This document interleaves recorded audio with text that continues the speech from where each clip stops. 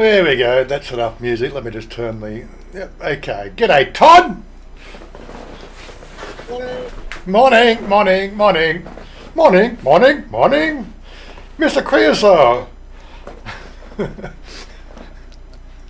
Straight into the Monty Python act. I love it. That's it, yeah. Now, we probably won't see Psycho today. Psycho's actually visiting Jontium at the moment, so he wanted to go and check out the possibilities of moving from Hua Hin to Jontium as his base of reference. So he's out there checking out a few properties. Where he is at the moment, he's paying 15,000 baht a month in a condo in Hua Hin, and supposedly he's found something. I think he's staying with a friend, and that friend is telling him the fact that she's only paying, was it 5,000 or 6,000 baht a month for something bigger, more luxurious, and it's Jontium, not Hua Hin, or something like that. I think that's how it was going. He may come on, voice only, because he'll only have his mobile phone with him, I think. But anyway, yeah. So Mark Van Duren, hey Mark, jump on, come and say hello. Stuart Fanui, Andy Stubbs, DC, g'day DC. Tommy J, g'day, good morning. Jim Coolis. Who else have we got? The usual sort of startup crowd that we got here. Got a few articles to do today. We're going to try to avoid anything to do with the pandemic. I think that works well for the channel. I think we're all over the. We had enough of the pandemic, and we're not going to talk about the pandemic at all. So I'm not even going to use the C word or the V word. So we all know it's a pandemic now. So let's get on with life and have some fun. What's life like in Adelaide today, Todd? It's actually sunny, believe it or not. Oh my God! It's not raining. It's sunny. I think we're coming into spring. I don't know whether it's officially spring yet. I haven't checked my dates. I don't worry about dates anymore, except the date I'll be arriving. That's how my mindset works now. But yeah, it's actually a lovely day in Adelaide. So I'm feeling rather excited and rather happy. So good. Yeah, the world is starting to feel a lot brighter, if that's the best way of putting things. G'day, Mark. How you doing? And good morning, viewers. MBD. How are you? You're becoming a bit of a celebrity on all the live streams lately. Well, a few of them. Some might call me a bit of a slut. Oh my God! No, we're not going to call you anything like that at all. We're going to just leave. Too much of a gentleman. Leave your money on the fridge. That's how. How are we all, everybody? We're good. We're good. We just had somebody else on here before. Brycey, he didn't even know he was live last week. Until he actually saw the replay. He's gone off to get something, but he may come back later. But he gets a little bit concerned the fact that he's got his face on the camera in a public world, and that's why we try to. If I remember, I used a live stream box on our channel for Discord here, which it's like telling you the fact that we're going to be live here, so be careful what you're saying, because it is YouTube. But for some reason, there's a few swear words on last week's stream, and they didn't demonetize last week's stream, mainly because we didn't mention the C word, the COVID word.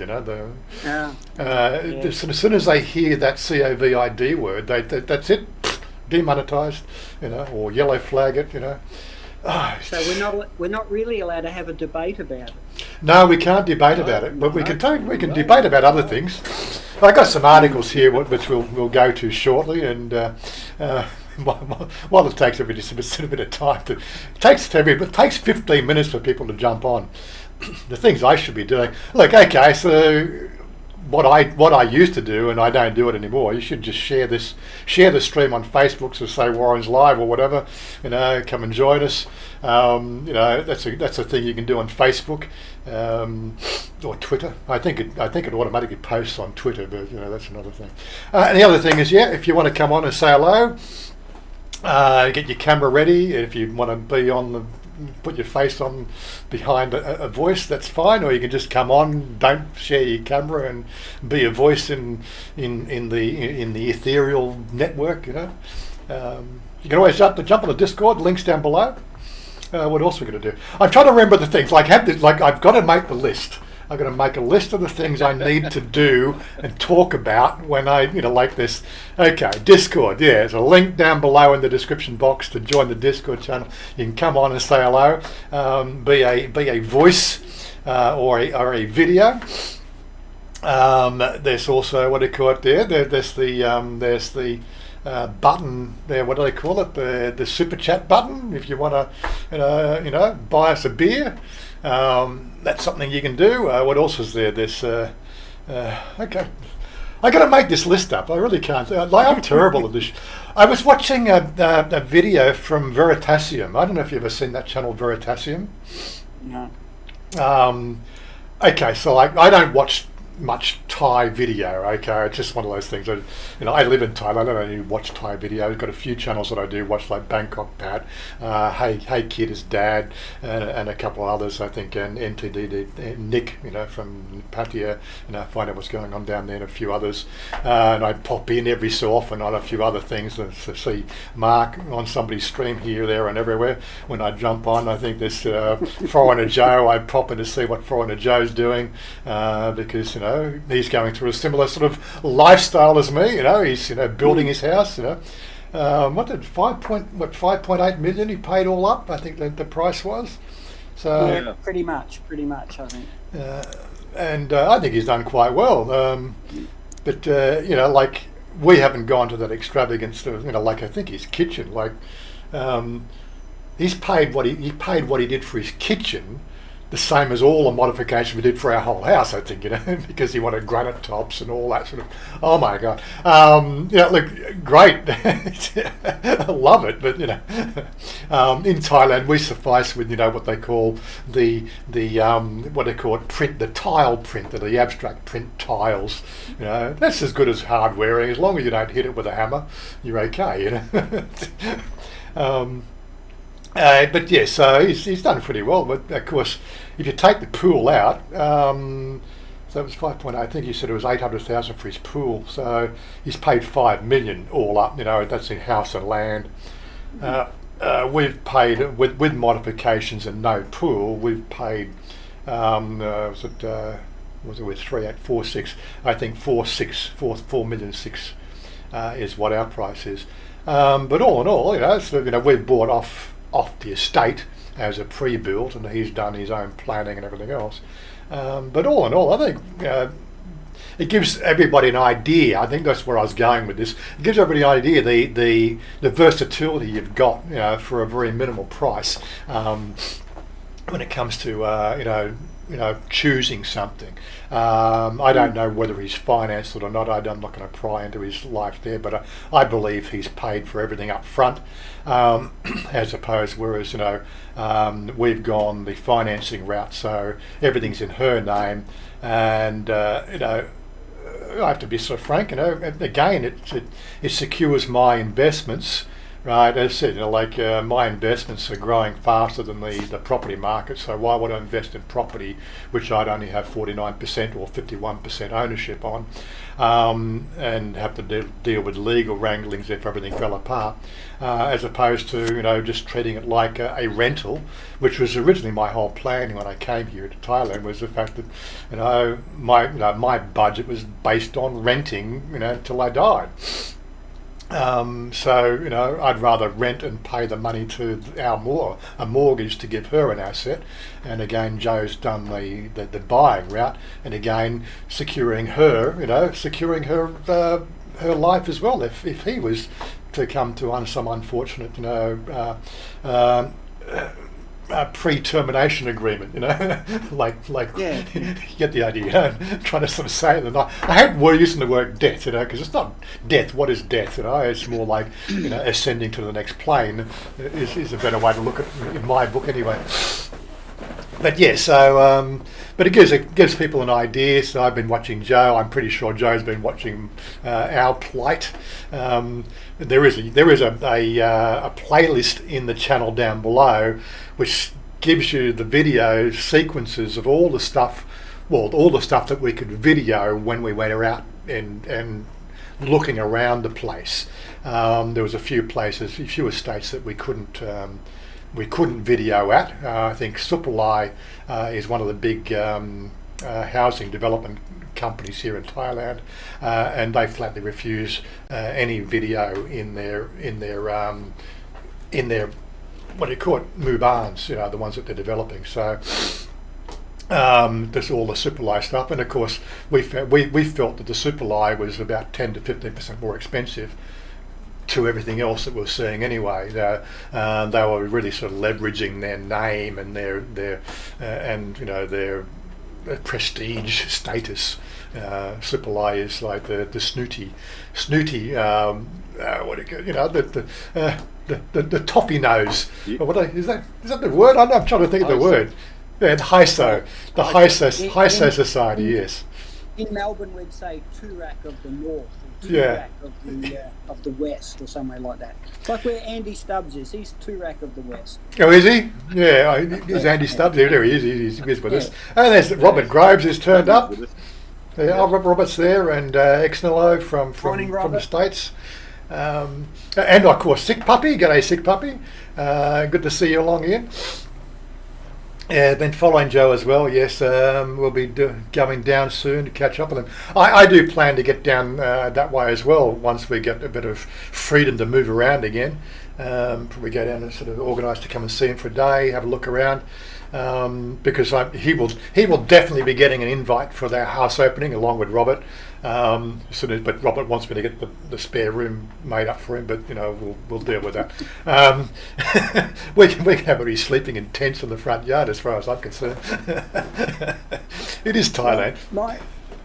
I was talking to my missus last night, and she rang me rather excited. She's saying that she thinks by the end of the month it's going to be inter-provisional or inter-province travel. Maybe she's getting a little bit excited that she'll be able to come personally and pick me up when I get out of ASQ. So I haven't seen any news reports. It's only by what she says. So she lives there, I don't. So.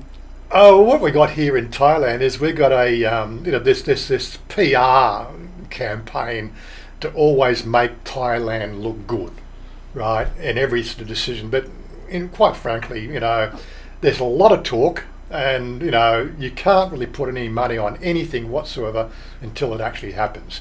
They sort of talk about this, they talk about that, and invariably sort of the Samui thing looks like it's falling in the arse. The Phuket thing, right? Yeah, like you're probably better off just taking ASQ in Bangkok, because effectively that's what you got down in Phuket now. There's nothing to go and see. The only difference between Phuket ASQ and Bangkok ASQ is the fact you can actually walk out on the street and breathe some air, because you can't do anything else. I suppose if you're claustrophobic, maybe Phuket's the option for you if you've got claustrophobia. But other than that, you might as well save your money and go and do an ASQ in Bangkok. But yeah, it's all good intentions, but the whole thing just falls apart. They're sort of saying that they want to open to foreign people coming in using the ASQ model, to fully vaccinated tourists. They want to open that by November, but they're also sort of saying they have to have a 70% nationwide vaccination sort of rate. So we'll have to sort of see how that pans out. The numbers aren't looking really good to support that yet, but yeah, the best laid plans, but unfortunately they haven't really done a very good job of it. Paul Apps, g'day Paul. The existing houses must not be great value. Expats always seem to build, not buy. Well, that's the one we've bought, Paul. Here is this is an estate where everything is a very similar shape and size. I think we've got three basic housing models here, but it all fits in with the overall look of the place. I was going to do a walk around live stream last Sunday, but I got to 4:45 in the afternoon and it was about to rain, so it didn't happen. I will try to do that again tomorrow. Again, we try to do it at 5 o'clock in the afternoon, so we got some light. But it'll really depend on the weather. Right now we've got a lot of, it rains about that time in the afternoon, so it's a bit of a hit and miss whether we can do it or not. But I'd like to take you around, walk around and show you all the different properties and everything else. The only difference so you got three different housing styles, to do, I think there's a 3-bedroom and the 4-bedroom model. And then you can have kitchen extensions done off the plan. They've got about 3 different models of kitchen extensions that you can choose from. But they're all built here. I think there's only three houses here that haven't been sold, or the financing of those houses has fallen through, so they've now become available again, if you know what I mean. Whereas whereas Joe, they bought the land and then they paid somebody to lay the slab and put all the bits and pieces up, and they've done the build. So it's their basic plan, and everything's off a process of what they wanted, exactly what they wanted, so they got exactly what they wanted. And that's what you do. That's the way housing goes over here. And of course the other options is buying second hand. One of the things I've never really sort of understood is why is rent so cheap? So if we took the place that we were living at in Nong Kem there, we were paying 9,000 baht a month for a rent, and there's no way I can equate that to a house that's probably worth effectively, at medium range figures in that area, will be worth 3 million baht. How does 9,000 baht a month, cover a 3 million baht home? There seems to be some sort of misalignment there of the actual figures. But it seems to be quite commonplace around Thailand. The rent here in Thailand is very cheap, as opposed to turning around and buying. Even though buying's still cheap, the rent seems cheaper. Whereas in Australia, Todd, the house that you're trying to kick these people out. So what's that worth versus what's rent that they're paying? What are you doing there? Well, the value of the property is around 650. 650,000, yeah. 650,000, and the current rent is around 450. 450. And that's Adelaide market. But if you put a similar property in Melbourne or Sydney, you'd probably be looking at that property being over 1 mil, close to 1.4, because it's 4-bed, 2-bathroom, 4-car on a 800 square metre block, and then those rents would probably be close to 800-900 a week. Yeah, that's what I'm thinking. From the market research I've done. So, and that's comparative to what loan you've taken out, whether it's investment loan, whether it's your sort of home loan that you've now moved on somewhere else and converted into an investment property. It's covering what your outlay is going to be per month. And I agree with you, looking at the research that we've done with properties in Nakhon Pantong, is okay, they've got all these condominiums up for sale and everything like that, focused towards the foreign market, compared to what I can rent or what I can live in. If I was to get a loan to buy one of those, the actual payments to do that are well above the rent of what they're currently renting at. Yeah. There's a huge disparity, and I'm with you. I look at it and go, something's not quite right. Are they just, with the loan system they have in Thailand, is it just that they can cover what their repayments would be and just let it sit until markets do something different? That's the only thing I can think of. The only thing I can think of here is the fact that there is this, if you are Thai, there's always, again, it comes back to this whole say making face part of your life. And you know, when we were looking around, we're looking at second-hand properties. We did have a look at a few second-hand ones, and Chanya was basically totally dead set against, you know, a pre-loved house.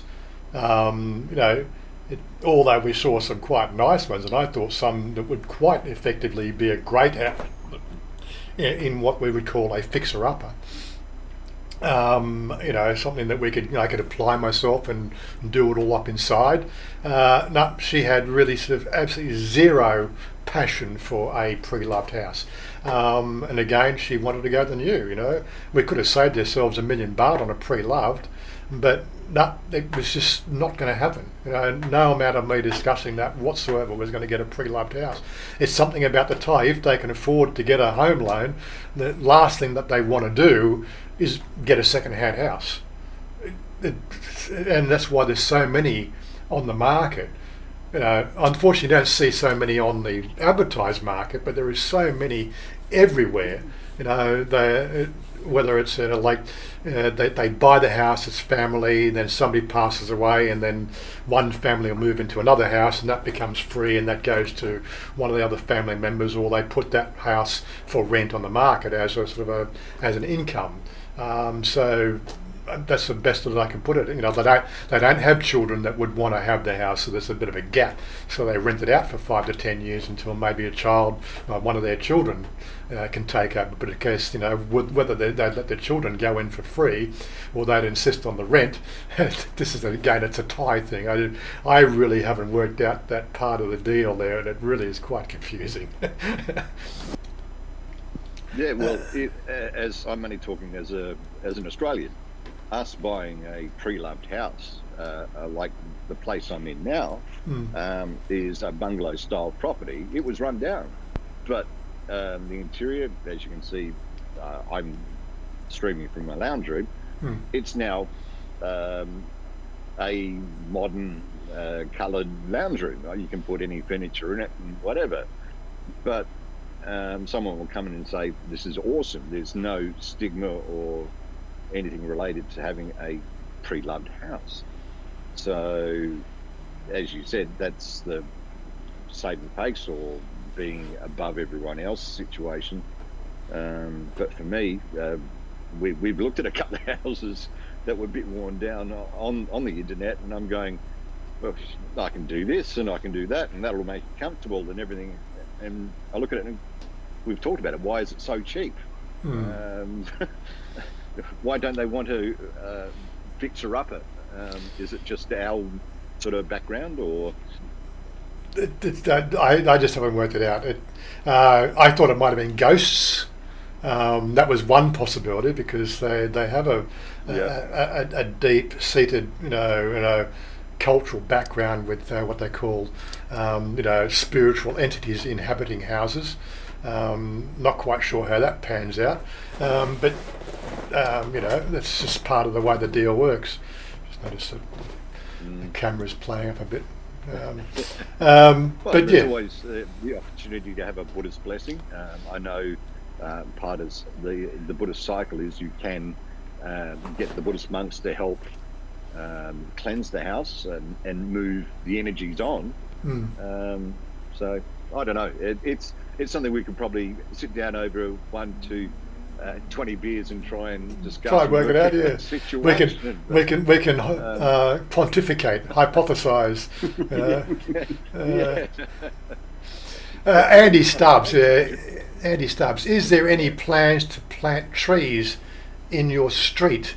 Well, they won't plant them in the street, but where the sales office is now, which is just across the road from us, that whole area, it's about maybe sort of 500 square metres.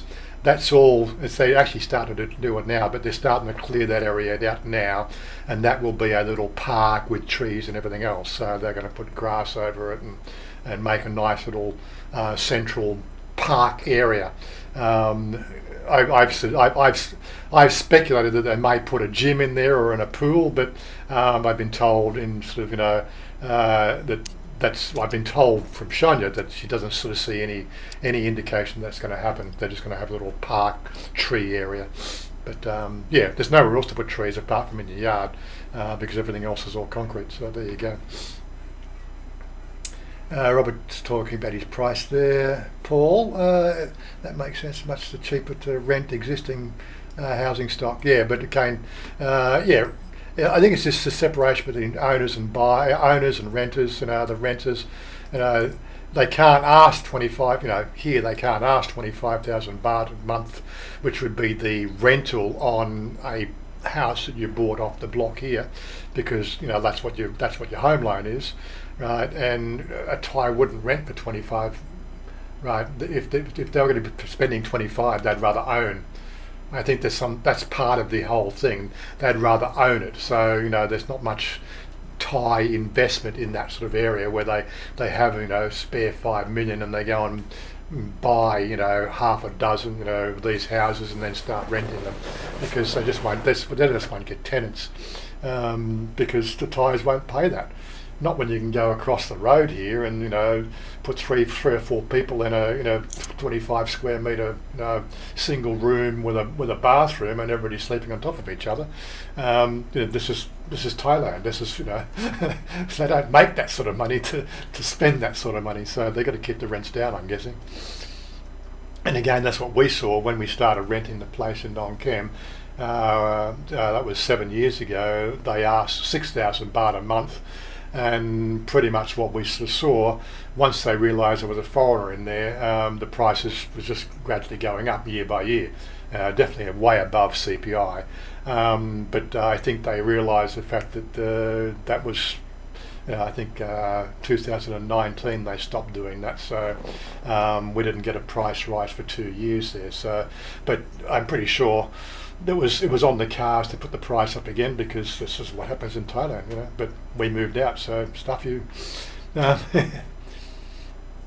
Sick puppy. American real estate is insane right now. With we have an inventory crisis. Housing is inflated. I was hoping Oggy was going to come on this morning, but I don't know. Is he around? Is he? What's he doing? Okay, so he looks like he's gone to sleep. But yes, Oggy's just in the process of buying a house in Austin, Arizona. He's moving from one place to another. But he just was telling me the fact that he's looked at one, he's made an offer on something. I was hoping to have him come on and just talk about it. But it looks like he's gone and laid down and forgotten to get up again. What is it? It's only 8 o'clock, 8:30 in the evening. Poor lad. He's had a hard day at work. In Australia, at least, we have solid building code. Yeah, we could pontificate on the building code here in Thailand till the cows come home. Some of the stuff doesn't make any sense whatsoever.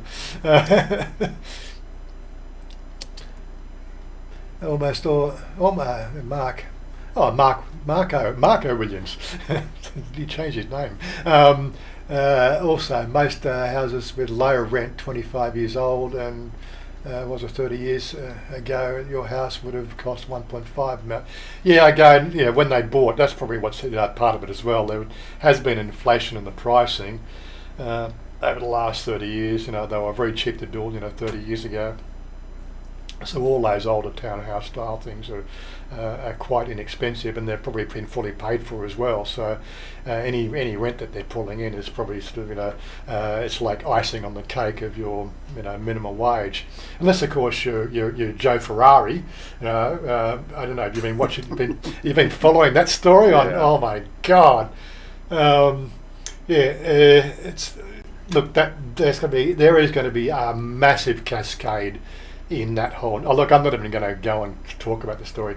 Yeah, there'll be a cascade of how much corruption there is around that whole thing, and that'll be a cascading argument over the next 2 to 3 years. I think he's the greatest crime fighter since Batman.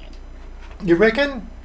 Yes, sir. I reckon that's what his defence lawyer was going to come out. Well, he called himself Joe Ferrari. I would have called him. I would have. I think thought a better name would have been Bruce Wayne.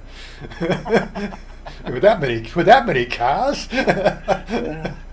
But I heard. I think it was on the Tiger that if you're a copper and you find the illegal car through illegal activities, you get like 25% of the proceeds of the car. So if you're the arresting officer, then you get like another 25%. So he's 50%. So you go and find a drug dealer that's got a $500,000 Porsche or a Lamborghini, straight away he gets 250 grand if it goes to auctions. Yeah, I know. It'll be interesting watching it play out in the court. I mean, where else but Thailand? I mean, they crossed to him, and can you imagine? I don't know who was some Australian criminal talking to the media on the phone while you've got all the chief of detectives behind you going, no, that's that. I'm the greatest crime fighter in the world. You got to ask what was going on there. Obviously, the guy that took the video, right? It wouldn't have even made news if there wasn't the viral video played out, right? And obviously, what it was that guy that made the video, whether how he's not involved or how he didn't get his cut, is probably how it's all played out.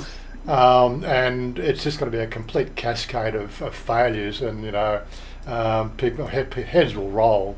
But yeah, I think I don't know what it is. I think 24,000 baht a month is the average constable wage for a police officer here in Thailand.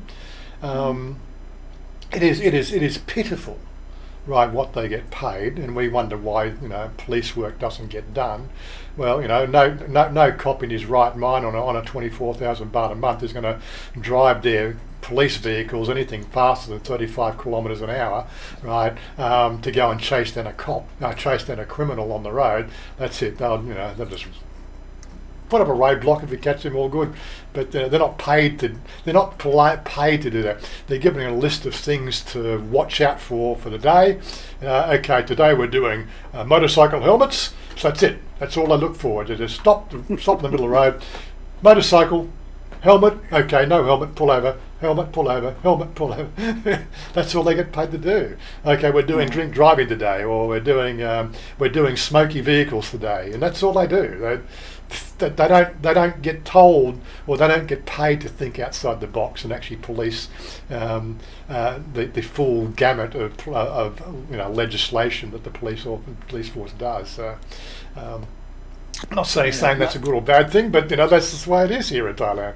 It's not like Melbourne. The police here are busy making sure everyone's within 5 kilometres of their home and tucked up in bed after 9 p.m. when that goes rampant after 9 o'clock. Absolutely goes crazy. Gets on the disc, it goes rampant. Have you got those ankle bracelets on yet, or what?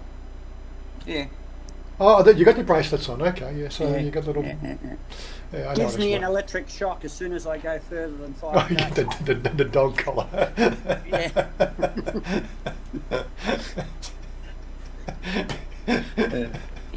Crazy.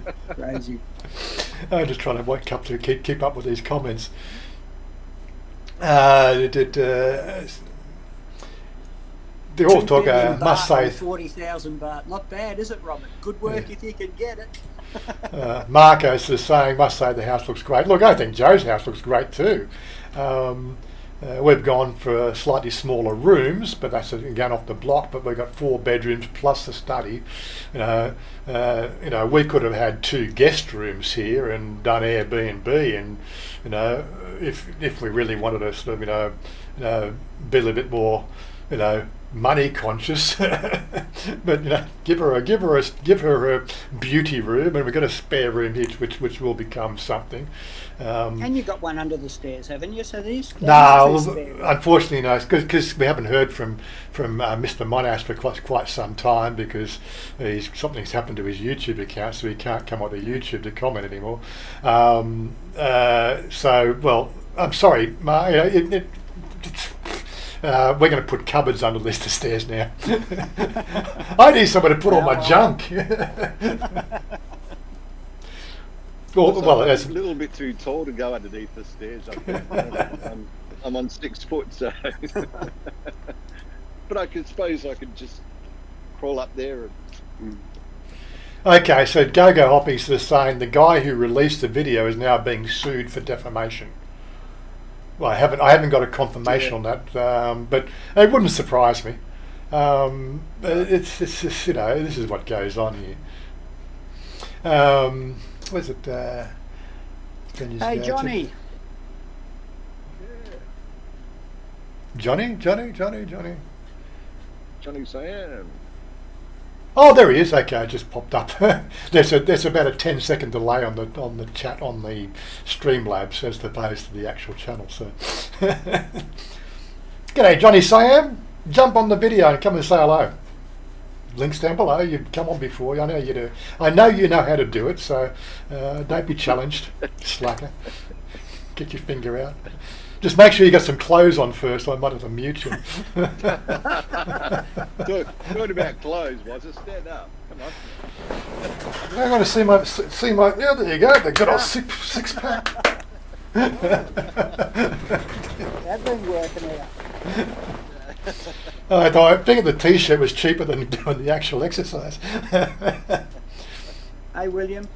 I have got another one that's actually 6-pack coming soon. It's just a black and white t-shirt, 6-pack coming soon. Actually, I'd love to know where that t-shirt went to. I haven't seen it for quite some time. I think one of the boys stole it.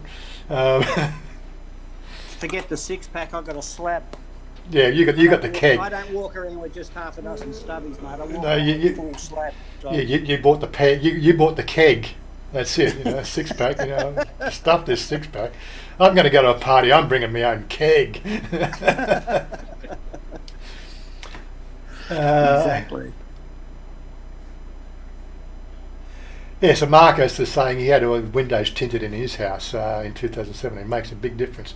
Yeah, so that's my latest bill. So we're averaging. Well, that's okay. That's 1,800 baht. So 1,808 baht for my this month's bill. So and I have to put that down to correctly sized aircon units, only being used when we occupy those rooms. And the window tinting, the house just feels cooler. Okay, this runs from 8:30 in the morning till 2 o'clock in the morning. But it's only 9,000 BTU, so it's a fairly efficient in a 2.5 square metre room, and so it's not really working that hard at all. But the one in the bedroom's a bigger bedroom, but it's a 12,000 BTU, but that only gets used at night time. There's the only other one that really gets used, there's 2 downstairs. There's one in Mother's room, but she only uses that probably to cool the room down. She doesn't use it all the time. And the one in the lounge room, it's not like they're running all the time. And of course, I think the thing that really was the big electricity user in our previous house was all the sewing machines, because we had 6 of those commercial sewing machines, with probably 3 or 4 girls every day there using them, and those motors there are like 300 watt motors on each of those machines, so that can really sort of suck up the power quite a lot. And they only run 300 watt just to spinning, and I think when you press the accelerator pedal, it uses actually more power. So it just made a big difference. The only person doing the sewing now is Mother, so she only has one machine running at any one time, and she turns them off when she's not using. But the house is just so much more energy efficient.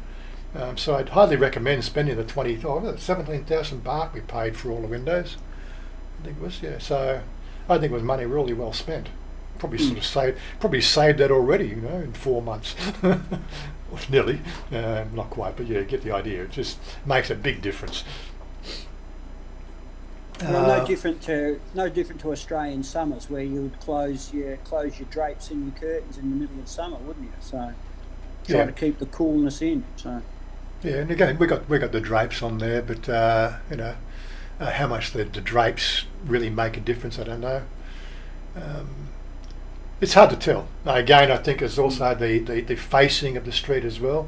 You know, we're east-west facing, so the sun goes on that side of the house out there, which doesn't have very many windows at all. So it hits the concrete, and you know, doesn't have any sort of real input into windows, which I think was another thing that was really sort of making the other house a bit hot as well.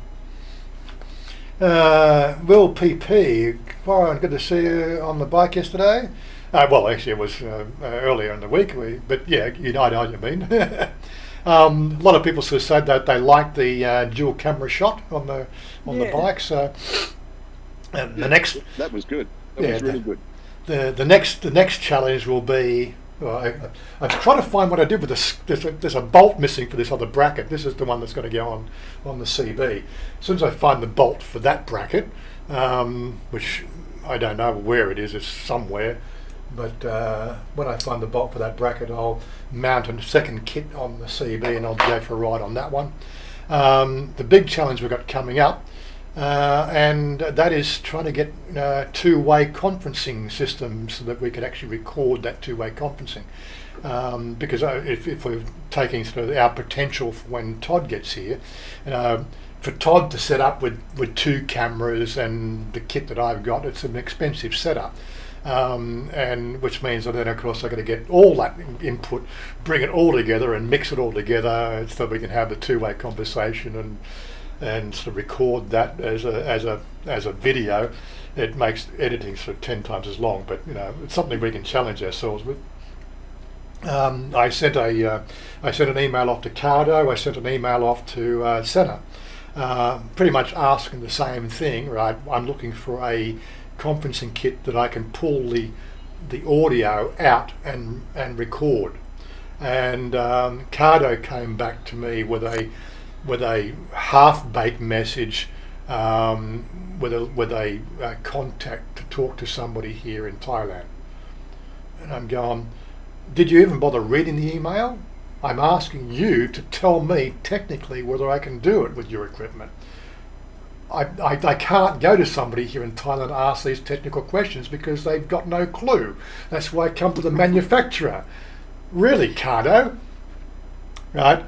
And alternatively, it's been 12 days now, and I even sent up a second email to Senna. No reply at all from Senna. Right? These are the two major manufacturers of comms equipment for bike riders. And, well, sorry, but you're going to get flamed every time we talk about it now. Cardo and Senna, I would not recommend those two companies to anybody because their lack of customer support. Yeah, so, you know, and I'm going to continue to do that until they freaking reply to my emails. Right? Because quite frankly, right, what? They're just so good they don't need your money. I don't know. What is it? We don't need your support to support our company anymore because we're too good for you. What is this? How does a company survive when they don't keep in touch with their info channels? You know. But anyway, I can complain bitterly about that. But I guess this is just an American company. Oh, you're not in America. You don't exist. You know. The world starts at the Atlantic and finishes at the Pacific Ocean as far as America's concerned. Anything outside that, they're agents for our product. We don't give a damn. Let them deal with it. I suppose now we're going to do some more research. Basically what I'm looking for, if anybody can give me some pointers, we want a comms kit that works well inside windy environments. I know I now can record properly without very much noise from the bike with my current setup, but the thing is I want to now mix in a communication from a second helmet or a second person on a ride or even a third person. Ideally be suited to using a mesh kit like Cardo or Senna. where if I could just pull that off, we can go for a ride. We could probably get other cameras on the kit, and we would pull that stuff in. But ideally, what you do is you have one single audio recording system. When I used to ride my, I had a DR 400, and I used to go way up the mountains with the boys, and we had UHF radios. We could never record. Yeah. But you had a microphone inside the helmet, and when you talked, it activated. You were able to transmit. Yeah. But how you go and how you actually record anything, which is what you want to do, off that sort of. So the technology's half there, isn't it? So I can talk and all other people have got an earphone, they can hear me half a kilometre behind. Well, actually, half a kilometre in front. I was always behind. Yeah. Look, ADV China has talked about their kit that they've used in their recordings. I'd have to go and find that video again because I haven't saw that about 3 years ago. It said exactly what they were doing, but I'm pretty sure what they're doing is they're independently pulling, they're recording their audio directly from their comms, so they can hear each other talking, but you're not recording, what one guy's sort of saying and the other guy's equipment. They just mix the two together. And where I was doing like camera cuts, they would be doing camera and audio cuts between the two, and you just splice it all together. But that's how they were doing their system, which is what I would be probably doing if Todd was to come with us as well. So, one or two cameras, but I'd like to go the 4-camera system. What I have sort of seen, and I may even be tempted to do this, is to actually go and buy another camera. There were 1,800 baht for a SJ4000 camera, which is a 4K camera. Rather than the 14, I think 13,000 baht for GoPro, 2,000 baht for an SJ4000. They're ideally not perfect cameras. This one here is great for the main ride because it's got the gimbal inside the lens, and none of those other sports cameras use that sort of technology. But I believe the GoPros are starting to get up there. Johnny's just saying failed to load. Sorry, Johnny. Well, that's your end, not my end. But yeah, so there's still some work to be done. But I am planning to go and sort of check out, maybe sort of Bolt this week. This coming week. I don't want to do too many ride videos without doing other stuff, but unfortunately, until we get things opened up and can get back to restaurants, there's not much else to do. Unfortunately, Bolt and myself don't have a comms kit, so we can't really talk to each other at the moment. So we're going to do some investigations on that. Bolt, that's his nickname. Saifar is his Thai nickname, which basically means thunderbolt. Get the idea. But yeah, hey kid, it's Dad. That's his channel if you haven't sort of caught up.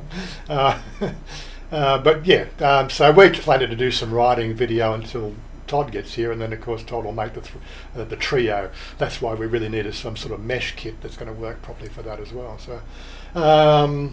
But yeah, trying to mix 3 audios for signals in like that's going to be a lot of fun as well. But hey,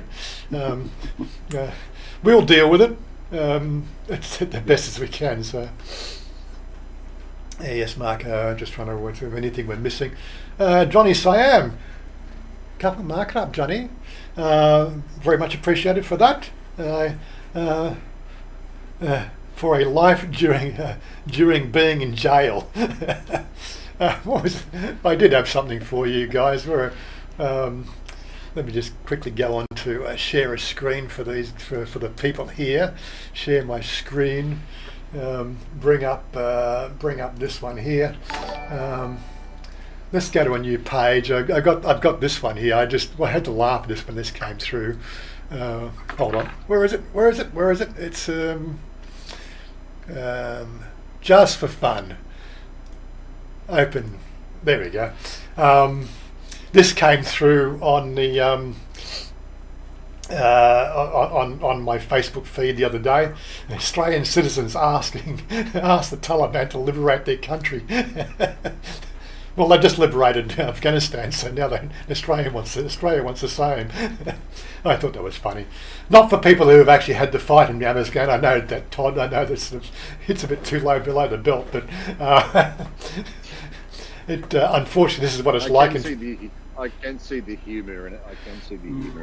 Yeah, but that's what we got going on in Thailand, right?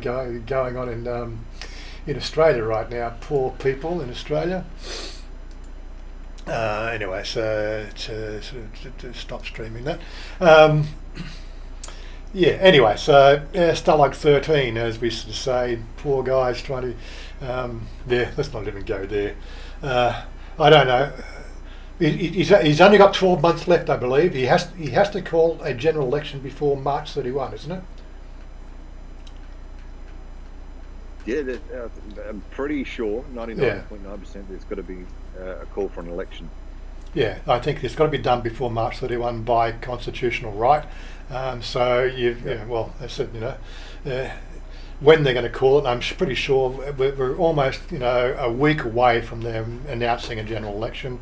I think that they're probably going to go for a November, which is what they tend to sort of do, is November-ish general election, and that probably September, so give them 2 months to organise a year. I would say 2 to 4 weeks from now you'll hear an announcement of general election. Chance to change the government and get back to some normality, I guess, guys. So that's up to you. But the trouble is, it's the states. They're the ones, the feds want to move forward, but the states, apart from today, New South Wales are talking about we need to live with it. New South Wales are talking about, well, let's open up. And that's where the federal government is as well. But then you've got the Western Australia. Well, forget about Western Australia. They just want to cut that ditch and float off into the Indian Ocean. But the other states are all going, no, we've got to lock down. We've got to continue to lock down. So. Yeah, because they're being instructed by total morons. G'day, Billy. What is your favourite city in Thailand? Well, to sort of say the one I live in. I do like Bangkok when it's open, and you can get everything in Bangkok. It's just basically it's a metropolis. You've got happy people, people getting about their daily life. And I will get back, once we get things opened up, I'm going to get back to my, what I call Bangkok Insider Series. Unfortunately, I can't do my Bangkok Insider Series because I can't get into Bangkok right now. I can, but there's nothing to do in Bangkok right now. Everything's closed. But yeah, we do hope to get back to the Bangkok Insider, give you a bit more of a down-to-earth. I'm going to try to hook up with Bangkok Pat there and do some collab, wandering around. But unfortunately, Bangkok Pat, he has a regular job, so it creates a bit of a sort of a problem. We're going to have to work out when and where we can get up to get together. I know he's hung out with us a few times at Susie's bar, but by that time it's night time, and we'd rather have a few drinks together than actually sort of run around and make videos. But we'll work something out there. But I do intend to get back to the Bangkok Insider Series and leveraging Bangkok Pat's really deep knowledge on the City of Angels, because that's what it's called. I'm not even going to try to even mention the name of what the actual city name of Bangkok is. I think it's the longest named city in the world, isn't it? I was going to say, isn't it the longest named city in the world? I think there's a Welsh town or something, but I think Bangkok beats it hands down. So. What's that? Let me just see, Bangkok. Well, it was done because the king at the time ran a competition about what he should name the new capital, and to make everyone happy, he just joined all the suggestions together, and that's how Bangkok was named. Good morning, Dave. Good morning, Mr. Mitch. Mr. Mitch is in the house. Okay, so in English, So in English, It is the City of Angels, the great city, the residence of the Emerald Buddha, the impregnable city of the Utya of God Indra, the grand capital of the world, endowed with 9 precious gems, the happy city abounding in enormous royal palace that resembles the heavenly abode where reigns the reincarnated God, a city given by Indra and built by Vishkram. There you go. That's the name. That's the English translation. Could you repeat that, Warren? I didn't get it. Krong Dep Makon Anon Rakon Sim Matatala Ayutya Makad. I can't even say this shit. I give up with it. One more time. No. I'm making a fool. You can read it yourself. I'm making a fool of myself trying to pronounce it. Chanya, come and say it. Cause she can get a real Thai to come and say it. I should have a competition. Who can come on and actually say it in one breath? But it's the longest named city in the world. But again, it's technically, I think the Welsh cities are longer because there are no spaces in the name.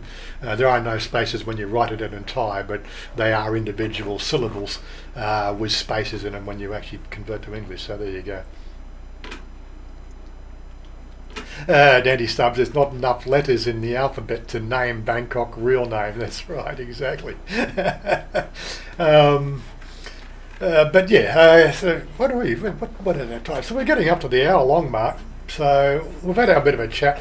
Well, let's do it. Let's do the articles now. I think that's what we're going to move on. I had a couple of articles here to talk about. So let me just get that back up on screen again and share that with the lads so they can read them directly. We'll start with this funny one from. Let me just share it to the guys again. Screens go live. There we go. So here's the first one here. Todd sent me this one. Chiang Mai Zoo, right? So basically, what's happening in Chiang Mai Zoo? If we get a bit of a translation going here, 25th of August 2021, Chiang Mai Zoo has carried out a rehearsal for the 2021 Animal Release Plan, realising the importance of safety for employees and tourists when an emergency occurs. So they're having Thais dress up in seriously, you'd die in one of these costumes. That was the first thought. Running around, these guys with loaded tranquilizer guns, with Humphrey, I think Todd said, Humphrey B. Bear is the potential released animal. Can we just mute that dick? That's another name. That's it. Quickly catch them. These are actually not people. These are bots. What you're going to do is just basically ban them. Let me sort of go in there. So message deleted. We're going to just ban them. Right. Okay, they've been hidden. Good on you guys. So there's 2 of them. No, I think there's 2. They usually come on with 2 of these bots. Yeah, that's another one there. Just interrupt us. Why not? Yeah. Hidden, all good. Yeah. But yeah. G'day, teddy bear. Is that you? Is that you in the costume? Is it? But yeah. So. Bang bang. Todd, bang bang. He's moonlighting.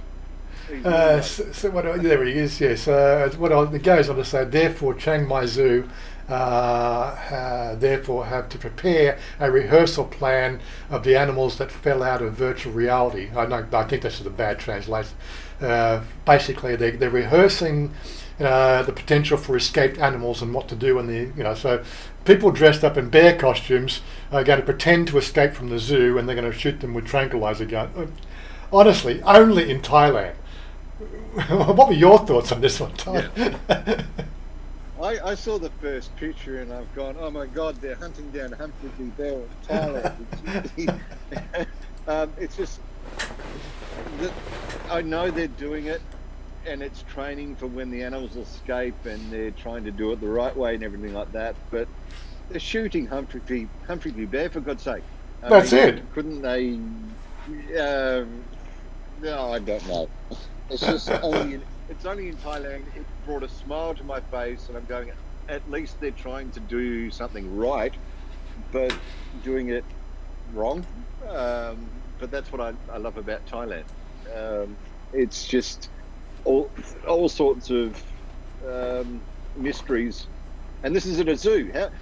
I don't know whether they did it when the zoo was open. I don't know if the Chiang Mai Zoo is open at the moment. But imagine doing that in front of kids. They've got a soft teddy bear at home that they go to sleep with, and then they see the real life one, and then they see rangers come out with trank guns and actually trank a real life teddy bear.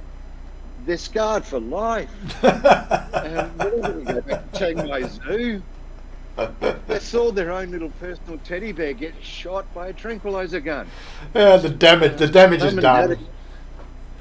Yeah, the damage is done. The damage is done. To me, yeah. if I'd seen this as a 15-year-old kid, I've gone, oh my God, Thai Rangers just shot Humphrey Bear. I thought he was on holidays. I thought he was. See, they're tackling him to the ground. That's it. You know, they're tackling Humphrey Bear. Is this Australia? It looks like Australia. You know, like, oh my God. You know, it's just, you know, it's. It looks like a Sydney-Melbourne protest. It does, doesn't it? Yeah. And there's no pointing. That's why you know it's not real. That's it. No pointing. And there's the cop that shot the Joe Ferrari video over in the right hand corner, or left hand corner there.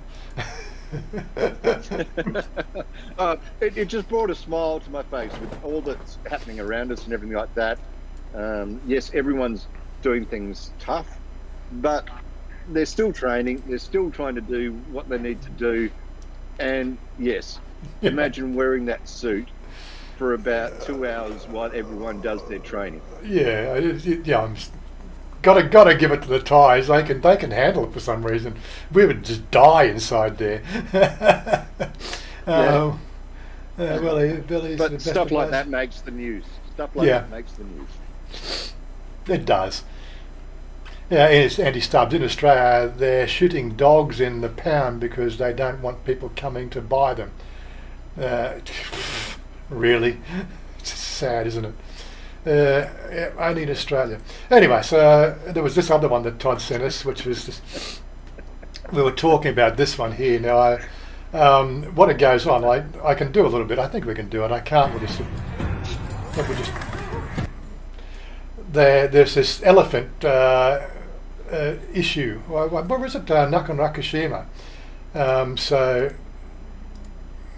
Just I break that video off about this young bull elephant has gone into one of the national parks there in Nakhon Ratchasima and knocked over this concrete elephant. And we were discussing it offline before. More than likely is the fact that we're coming up to mating season, and this young bull saw this concrete statue as a potential elder elephant, and he wants to have his cake and eat it too, if you know what I mean. But yeah, a wild elephant toppled the statue of elephant erected in Khao Yai National Park, Nakhon Ratchasima. Province in Friday. The elephant attacked a black statue and pulled it down from a pedestal. The statue was removed from the area for central repairs. But yeah, so this sort of stuff that happens here in Thailand, it's funny, you know. You got to give it to the Thais, and at least it breaks up the monotony of everything else that we have to deal with. But we thought that was quite funny. Yeah, well, it's elephant breeding season. You've got a young buck. He wants to put the Fonzie leather jacket on and make it himself look pretty cool. Yeah. He doesn't want to tackle the real live buck. He takes on the statue. That's an easy win. He gets brownie points. He looks good in front of the ladies, and then he wanders off and finds a herd. But unfortunately, he looks good in front of the clan. Looking, judging from the length of his tusks, I think he's only fairly young. He'd probably only be sort of 8 or 9 years old. It's probably not breeding age, but You never know. I don't know enough about the Asian elephants, but definitely a male versus male. You know, it's you know, who's got the longest dick sort of situation. What else we got? Yeah, this one here. I got amused by this article here. It's the Cambodia to examine Angkor Wat replica in Buriram. The comment I made on our on our live stream suggestions is the fact that not only do they come, so there's 7-Elevens in every corner, and now, you know, temple replicas in every state. So supposedly Cambodia are getting themselves up in arms about this particular recreation of Angkor Wat, which is a very famous tourist site in Cambodia, and you know. I don't know how this is going to play out. The Cambodia government will send officials to view a new temple complex in Buriram province, said to be a copy of the structures at the famed Angkor Wat ruins in Cambodia, Cultural Minister said it today. The Cultural Detective Department Director, whatever his name is, said archaeologists and architects from the ministry will visit Wat Phra Namphar to inspect one of the Chedes, in I can't even say that name, complex in the Khmer Times reported on Wednesday. So basically, you know, not only we get 7-Elevens on every corner, the Thais now love copying, you know, cultural significance temples from other countries, and, you know, and misappropriating them. I just thought that was quite. It was just so Thai, you know. Just like, isn't that a perfect example of being Thai? What else we got? Well, I suppose we're going to have a look at our girls. What are we going to? What's our pretty girls?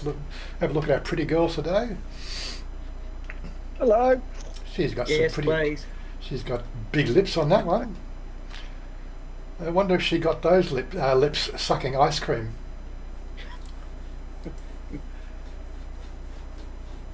Now, Yeah. is she 18? I'm too old now to even pick them. Well, we can almost see what she had for breakfast. That's a cute face. Yeah, lovely. A little bit podgy around the midsection there. Too many McDonald's burgers, I think. There's nice rear ass position there. What's that little card on? I have to look at the tattoo. Nicely bronzed up. Are you sure it's the paint, not the pictures, Andy? Well, there we go. That's been photoshopped a bit. Yeah, A bit. definitely. Yeah, there's been photoshopped. But yeah, okay, nothing wrong with photoshopping a pretty girl picture. Yeah, I don't know, what's the significance of that one? We're advertising the pink brand of underwear, are we?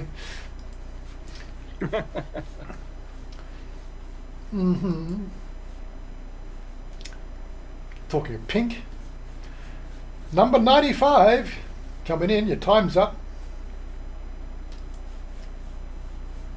She's pretty cute.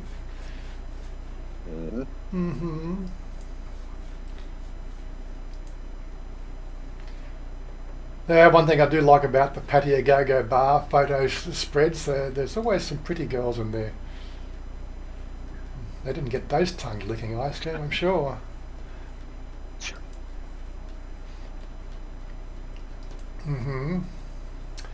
A duo. Oh, she's grabbing her breast there. Must be lesbian.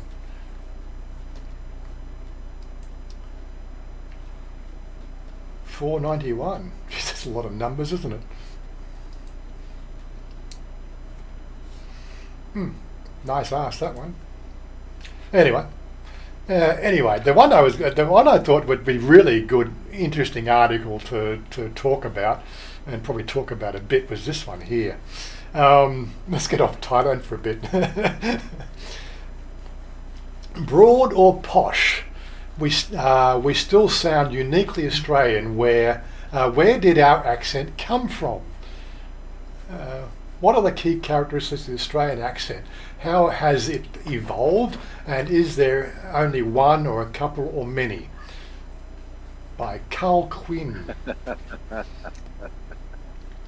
Warren, Yep. I got a. Can you? Because I'm talking on the phone. Mitch has just private messaged me. He would like to come on to Discord. So can you please give him a quick where to go and do it? Okay. Well, he's obviously had a new. Hold on a second. First, we need to get him give him a role. There he is. Right. If your camera's ready, all you got to do, Mitch, is just click on the channel that says On Air Streaming, and then share your camera. So there you go, Mitch. Simple as that. It is simple. Yeah. You are in the channel, so you should be able. On the left hand side, you'll see the channels that we got. We got text channels with the hash symbol, and a bit further down, depending on if you've got to expand it, you should see one that says Chat Lobby, General BS, and of course you've got another channel that says On Air Streaming. If you just click in there, you will see us in that channel. And all you got to do then is click on the thing down below it that says open your camera. I can't easily show you. I suppose I can. So, yeah. So he reckons he's getting a message saying giving him an invite expired message. Sure. I have to show a marker. Okay, let's hold on. Where is it? On Air Streaming. So, well, I see you there. So if I look at there's Mr. Mitch. Now, unfortunately, we've seen Mr. Mitch. He's already got another account here already, I think. Yeah, see, he's come on 3 times already, so he's got 3 other accounts. So there he is. But no, that's Sean. That's Sean has jumped on. But yeah, see, Mr. Mitch has already got 3 other accounts, and this is probably the thing. It doesn't know who Mr. Mitch is because he's probably unauthenticated, or he hasn't done a back channel authentication. I've given this account the right permissions. All he should be able to do there, but again, this could be something to do because you're not a verified account. It may prevent you coming onto the actual live stream because you can't be verified. But me sort of giving you the verification should be enough. But yeah, you just click on this thing that says On Air Streaming. Click into there and you'll have, of course mine's already popped out, you'll have the different windows of everybody here, and then you can just share your camera. Now of course if you don't want to show your camera, show your mug, then don't share your camera. Of course you can still come on and say hello, like Sean's there, but he hasn't said hello. Say hello, Mark. Sean, say hello. I didn't realize I was muted there, but that's all right. Yeah. I know you normally do mute yourself. It's all right. But yes, that's all I can tell you there, Mitch. We could definitely give lessons, but we'll have to sort of find a time where we can actually sort of try to work out the account mismatch, because you should only need 1 account. You don't need 4 different accounts. But whatever you've got there, whichever account you're using, that has got permissions to come on. So I can't really give you more. Try again, Mitch. Try again. Anyway, so I actually thought this article was quite interesting in retrospect to the fact that, we always, is the Australian accent unique, and where did it come from? Because it really is, although we do speak a form of English, I thought that we might do a little bit of education for people. Scotland early settlers had strong accents, and stronger accents tend to have more effect on the long-term accent of a country. That can be fairly true, but they go on to actually explain. Well, they go on to hypothesise. This is it can't be verified, but the way this article pans out, it seemed to sort of indicate that the guy, this Carl Quinn guy, seemed to know what he's talking about.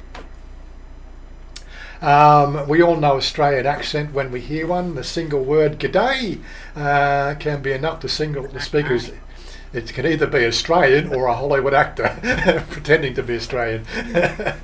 And depending on how they say good day, we might be able to guess something about their background or acting skills. A slightly drawn out good day, chances are they're from the country. A short, sharp g'day, and they're probably a city dweller, and overly enunciated good day, and they're likely to be spent their summers on daddy's yacht. So, you've got the three different, classes, upper class, middle class, or, working class and outback explorers. Where did the accent come from? What are its key characteristics, and is there only one Australian accent, or a couple, or many? And I think Mr. Paul Hogan probably really did a really wonderful job of trying to explain. Come and throw a shrimp on the barbie. You remember those? I still remember those commercials. Come and throw a shrimp on the barbie, because what got me is the fact that in Australia we don't call them shrimp. Right, that was made for the Americans, because you call them shrimp. The Americans call them shrimp. We call them prawns. Throw another prawn on the barbie. But again, I went to a lot of barbecues in Australia, and quite frankly, I've never taken prawns to a barbecue. Who puts prawns on a barbecue? No, you throw a slab of steak down. Throw half a cow on the barbie. Yeah, throw a cow on the barbie. Yeah, bloody prawns, bloody you and your. Yeah. Anyway. Moving right along, I don't have an accent, do I? Because I don't think I have an accent. When I think about the way I talk, I don't think I have an accent. But when I talk to Jerry, my mate Jerry, I hear his American accent, and he must hear the Australian accent as plain as day. I hear your accent all the time. Yeah, you hear the American. I can hear the American accent, but you, as an American, don't feel you have an accent either, do you? But then our cousins I come from the one part. You come from the part of America I lived in and grew up. It's got the least accent of all the places in America, I think. Yeah, but it still sounds quite broad to us. Yeah, it's just the way we perceive it. But our cousins across the Dutch, they speak with a different accent over there. Yeah, they do. New Zealand. In New Zealand. Fuss and chops. Fuss and chops, yeah, that's it. It sucks the clock. Sucks the clock, yeah, that's the one.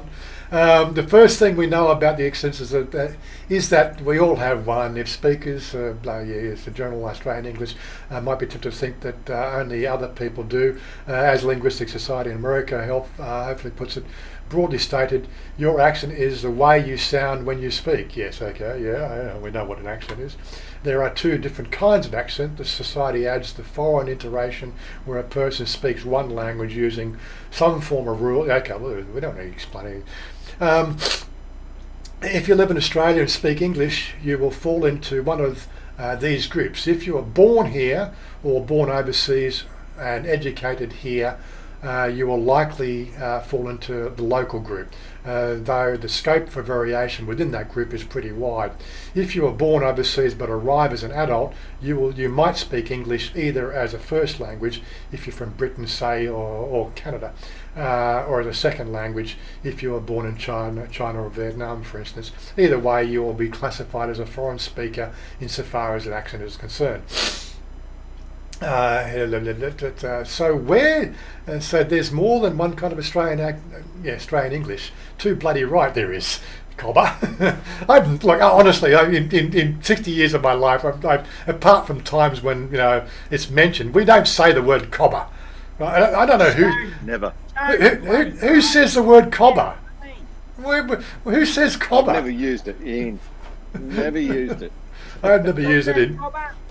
I've never used it in general Australian speech. Come on. Understanding the Australian accent owes much to the work of the University of Sydney academics Alex Mitchell and Arthur Delbridge, who in the late 50s began to record and analyse speech of 7,000 teenagers.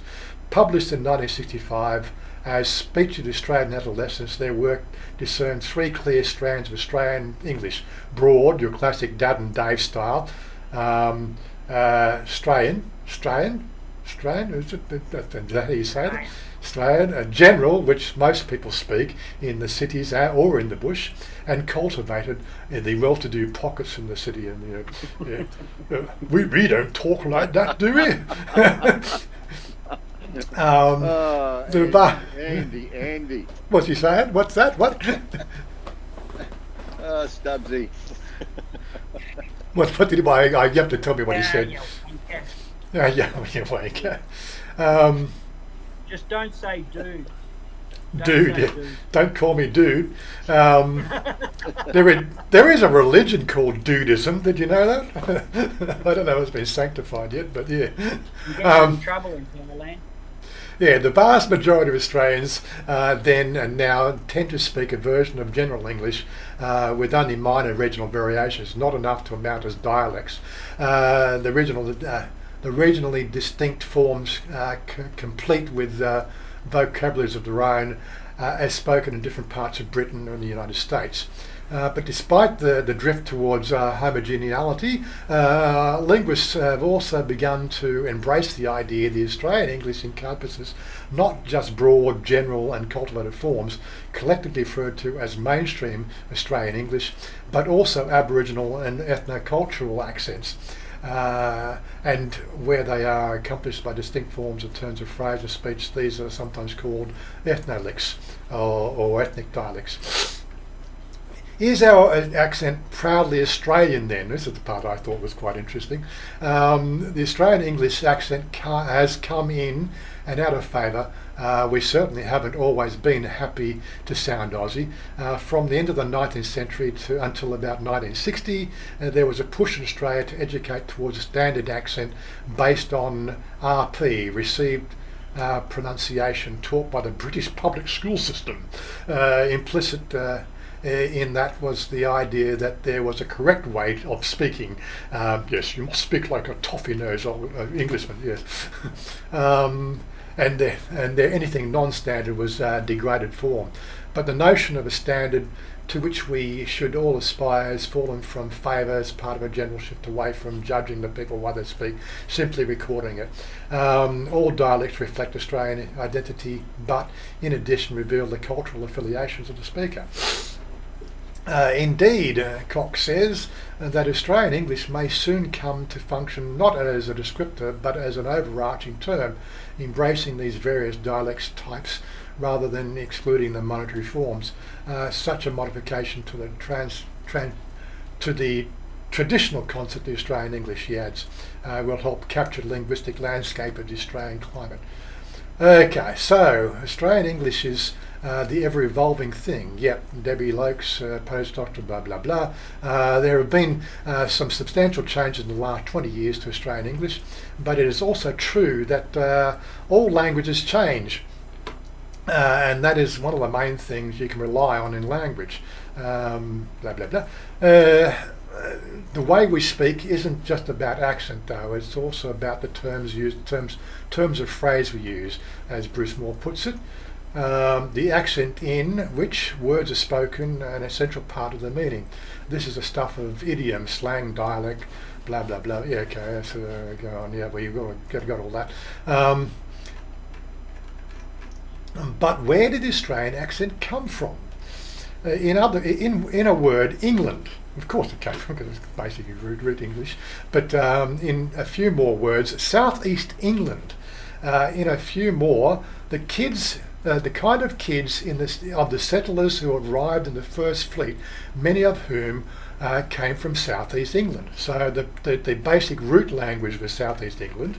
But in 1788, 732 convicts by Governor Arthur Phillip counts, and a few hundred jailers, administrators and family members settled in Sydney.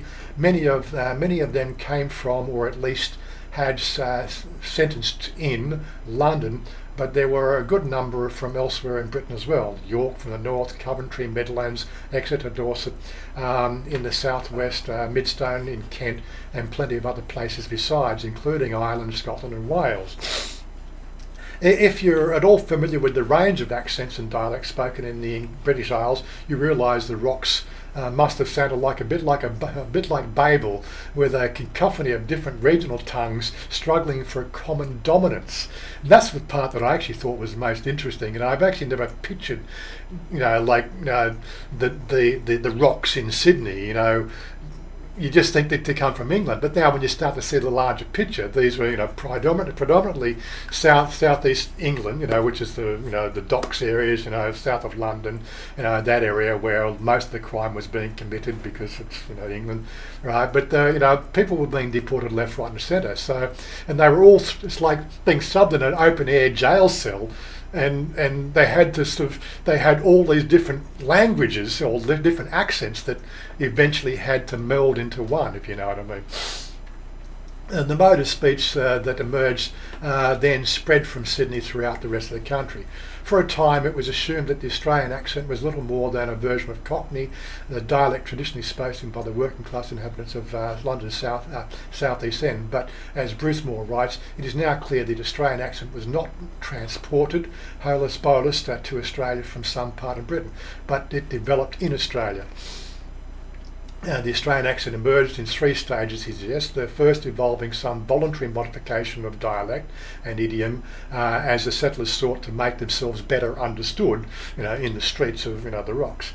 Then the second, an acceleration of the trend of their children strove to sound less like their parents, which this sounds like today. No child wants to sound like their parents. So they gradually merged their language and sort of idioms together with a common sort of tone. And the third emerged as the children of those children unconsciously selected out yet more regional variation from the old country to arrive at a relatively stable local dialect. So there's three phases of the dialect transitioned over a couple of generations, which basically formed, they're sort of saying by 1840, a levelling of the language. Very interesting article. If you want to read the rest of it, I'll put that link up in the box there. But I was actually, I found it quite amusing to actually get a bit of a snapshot of where our language came from. And I don't think there's anything else I have. I've got one more article to talk about. So let's just minimise that for a second. Just get that off screen. Get back to the chatting. What have I missed? Because I wasn't watching the chat for the last 15 minutes. Fair suck of the Sav, mate. You got to catch up. That's it. Got to catch up. There's nothing. There's no @ symbols for Warrior, so nobody's asking me directly anything, which is good. You changed the way that the text box look when because I simultaneously play this on my TV on YouTube, and I can't read it anymore. How do you mean? Well, the text got really small, and the coloring is now all white. Oh, okay. Changed up. I did make that smaller there. What I probably need to do is I need to probably readjust it. Well, I don't know if there's anything. I just put a suggestion in to listen to Australiana by Ostentatious. That'll let every of our worldwide brothers know exactly how to speak Australian. That's it. Right, so all I can do in that, I can't reformat the text. How much can a koala bear? How much can a koala bear? Regular Arial, I could probably change the font, might make it a bit better, I don't know. At Mayor Groves, I had a American friend that I gave it to him when it was actually still in the charts back when it was first released, and he took it back to college when he was in college in America, and growing up in Australia he loved it, and he took it back to his college dorm, and they just all sat around and listened to it and gone, what it's not funny, what's going on here? It is something that is quintessentially Australian. But as Andy intimated before, Australians never say the full word. If we can abbreviate it, we'll abbreviate it. We don't say barbecue, we say barbie. We don't say sausage, we say snag. And the other thing we do is we add Y to the end of things, like "G'day Grovesy," "G'day Stubbsy," Stubbsy. uh, Yeah. "G'day Yoggy," "G'day Yeah, Wazza." If it's Um, if it's not an I, it's an A. G'day, Wazza. Yeah. "G'day Shazza," "G'day Jazza." Or if you're not sure of someone's name, you just call them Shagger. G'day, Shags, Shagger, Shags. Or it's "Hiya, how you doing? How you doing?" There you go, mate. Yeah, good, mate. G'day, Shagger. Yeah. Yeah. What's doing? Oh, Mitch is out there too somewhere, Dave. He's out there. Yeah, I'll do something with that text later. I don't want to frick around with it too much. Yes, I know what's happened is the fact that the kerning on the text has changed, and I did make it smaller, something because we've got people on the thing. I didn't want to go overlaying everybody on the face. So, I see. Yeah, it's been a while since I was on here and noticed everything was changed. it was really just the fact that in case the only reason why I run the text box is in case something happens in YouTube, because it has happened in the past where you check all the boxes to capture the live chats of the people who watch. Because I actually have more people, watch the replay of this than we do actually have people coming on when the live stream's going on, because it's Saturday morning and everybody else has got their life to live, and you get the idea.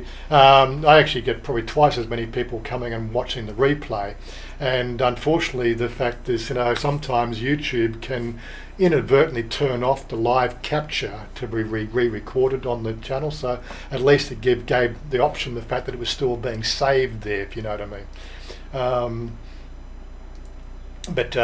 So I might be able to do some more with the text. It just means I've just changed the kerning on the text, and I could probably got to find a better font to work with that kerning, so that it's not overlapping. I use the Discord on my phone and I watch the YouTube on my TV.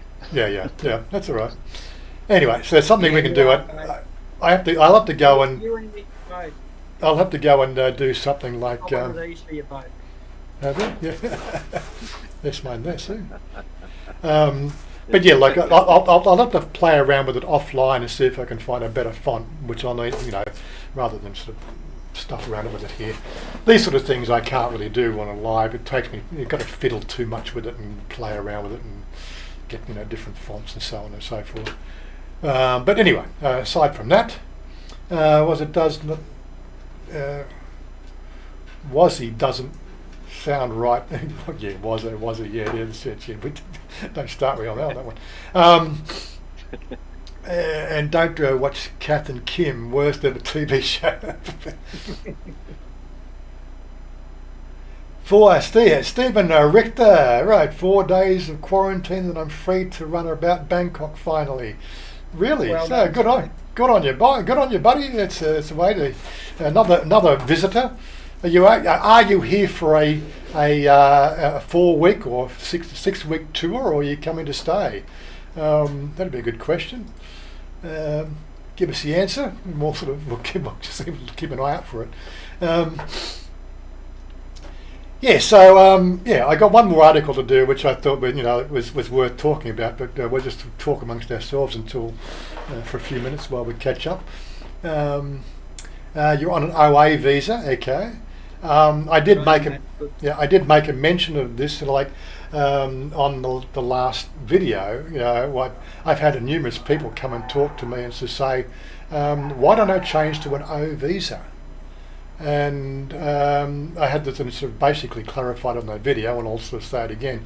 There is no way within the immigration system here in Thailand to officially change from an OA visa to an O visa unless, of course, you physically leave the country. You have to leave the country, you have to then come back into the country, and then you can apply for an O-level retirement visa in the country. You cannot bypass that rule or that system. Now, there are numerous agencies out here in Thailand that'll do it for you, right? The bottom line is, all I'm going to say there on that one, there is no official way within the Thailand immigration system that can be done unless, of course, you physically leave the country. right? So effectively, if you haven't left the country and then you get your visa changed from an OA to an O retirement visa, it's an OA retirement changed to an O retirement visa, it means the fact that there's something not aligned within the immigration system. If they catch those people who are doing that, invariably you'll get caught in a big net. So all I can do is, it's up to you, right? Just realise the fact that there is no official way to change that, and do it at your own risk, because more than likely what they will do is the company that's doing it will get raked up to the coals. They'll look at all the people that they've done it for, then they'll go and find those people, and those people will invariably be charged with overstay for appropriate fines and expelling from the country. That's all I can say if it did one thing come to shove. And up to you if you want to do it, but quite frankly I'm not going to do it. So yeah, great advice guys, but it's not very good advice. The only way I can change from an OA visa to an O visa here in Thailand is for them to officially sanctify the marriage, our marriage together, where I become married to a Thai person, and then I can change in country. Right, that's the only way I can go to an O visa. And of course we have to wait for that other law to change.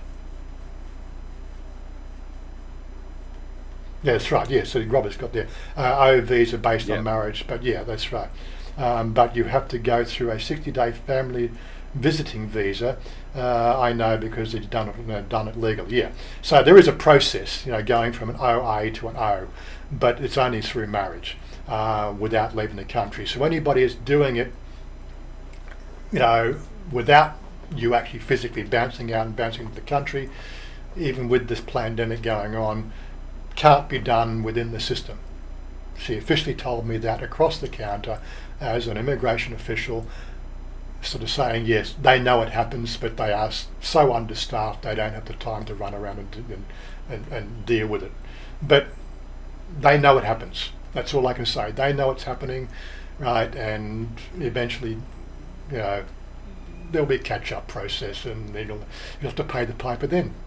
More than likely, it's more likely becoming a pay the piper in more ways than one. But just be warned. The 25,000 baht is not worth the risk as far as I'm concerned. Hey Warren, can you just see if Mr. Mitch is backstage? I don't see. Yeah, I can see. I can. Undressed or getting ready for the show. He's come back on with another account again. See, it's again. See. Yeah, Mr. Mitch, what we're going to have to do for you, we have to find a time when you're free where we can talk you through the process of getting your account. Because what I'll probably need to do, all those 5 accounts now, I'm going to have to remove the 5 accounts you've come on with. We're going to have to get one of those accounts verified, right, and make sure that you write down your password and your account name and everything else.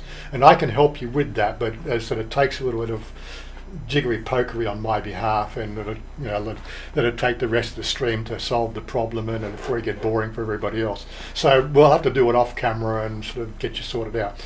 But yeah, so the one thing, it happens with Facebook as well. You have one Facebook account, but with Facebook, once you log in, you're pretty much logged in on all devices. Not a very good thing, because that can create what they call cross-domain spoofing and a few other sort of big loopholes in your security on the interwebs.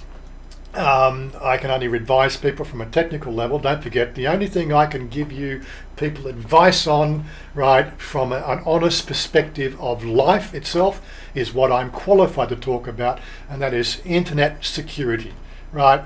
Never use your Facebook account to log into a secondary website.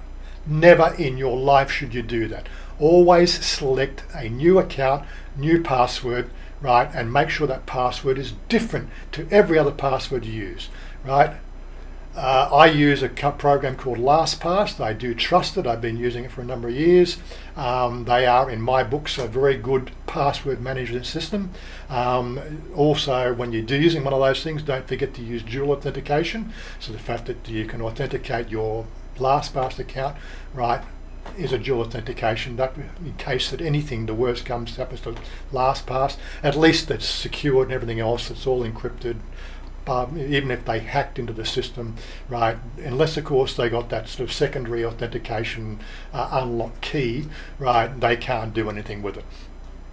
So you're fairly safe. But yeah, never use cross-domain login, which means you've got a Facebook account that is for Facebook, never use it for another website. If you've got a Google account, never use a Google account to log into a secondary website. I know it's ubiquitous across the net, but don't do it, right?